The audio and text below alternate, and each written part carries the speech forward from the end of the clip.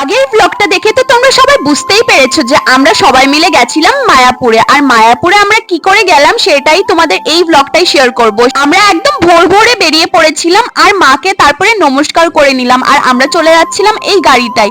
আর আমাদের বাড়ির থেকে খুব তাড়াতাড়ি পৌঁছে গেছি, মানে 40 মিনিটের মধ্যেই আমরা কিন্তু মায়াপুরে চলে এসেছি। এখানে দেখো আমরা সবাই মিলে গান করছিলাম আর অনেক বেশি মজা করতে করতে যাচ্ছিলাম। এবার তোমরা সবাই বলো তো আমার লুকটা তোমাদের কেমন লেগেছে। হ্যাঁ, এত সকাল সকাল এত মেকআপ করতে তো আমার একদমই ভালো লাগছিল না, কিন্তু যেহেতু ব্লগ বানাবো আর অনেকগুলো ভিডিও শুট করব তাই আমি ভাবলাম যে একটু সেজে গুজেই যাওয়া যাক। ফাইনালি অনেকটা মজা করতে করতে কিন্তু আমরা চলে এসেছিলাম মায়াপুরে। কিন্তু এইখানে দেখো এত জ্যাম ছিল যে আমাদের প্রায় 10 থেকে 15 মিনিট ওইখানেই দাঁড়িয়ে থেকে টাইম ওয়েস্ট করতে হয়েছে, কিন্তু তারপরে আমরা চলে আসলাম মায়াপুরে। আর এত কুয়াশা পড়েছিল সেদিন, সেদিন ঠান্ডাটাও কিন্তু বেশ ভালো ছিল। এবার গাড়ি থেকে নামার পর তো খুব গা গোলাচ্ছিল, তাই এখান থেকে 3-4টে আমলকি কিনে নিলাম আর চলে আসলাম মায়াপুরের মন্দিরে। আর এত ভালো লাগছিল, মানে এই মন্দিরটাই ঢোকার সাথে সাথে মনটা একদম খুশি হয়ে গেছিল। এত অবধি যদি ব্লগটা দেখে থাকো তাহলে অবশ্যই কমেন্টে হরে কৃষ্ণ জানিয়ে দাও, আর চ্যানেলে নতুন হলে সাবস্ক্রাইব করে দিও। দেখা হচ্ছে নেক্সট পার্টে।